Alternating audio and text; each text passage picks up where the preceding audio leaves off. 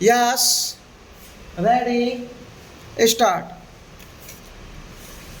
If international experience has any lesson to teach us, it is that even small farms can be productive farms, can be paying farms.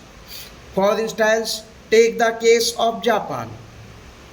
My friend may be aware that the size of Japanese farms is less than the average size of our farm holdings, but even then they are highly mechanized and they use small tractors and power tillers.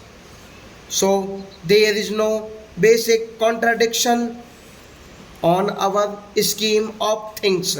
We do not contemplate that every individual should own a tractor.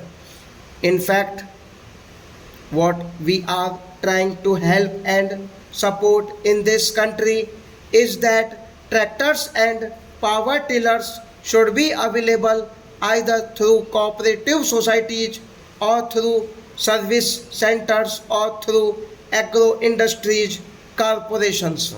So there should be an institutional framework to provide adequate draft power and necessary machinery for cultivation.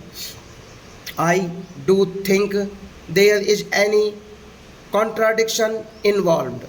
But we do not think that every farmer should own a tractor. He also made a statement that there is no ceiling on income from business and why should there be a ceiling on land? This matter has been discussed and debated in this house for over 2 or 3 decades now. The position of land availability in this country or the land man ratio in this country is well known.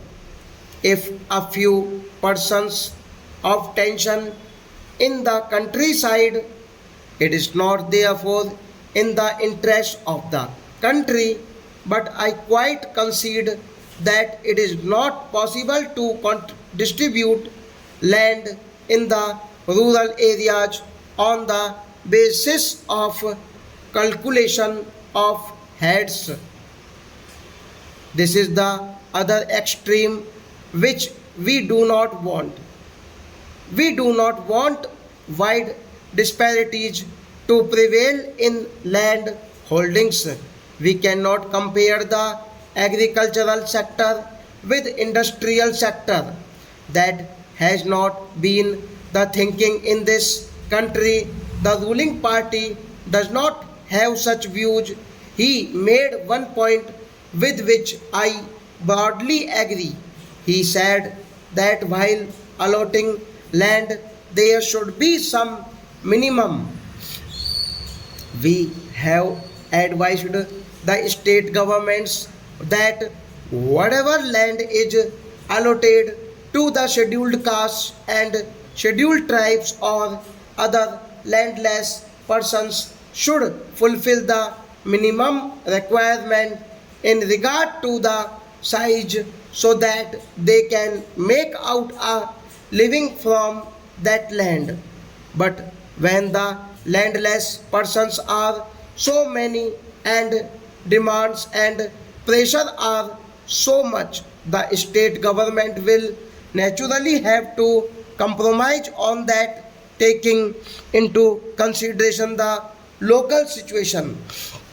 So naturally they have to cut down the size of the lands whenever the people are more and land is not enough.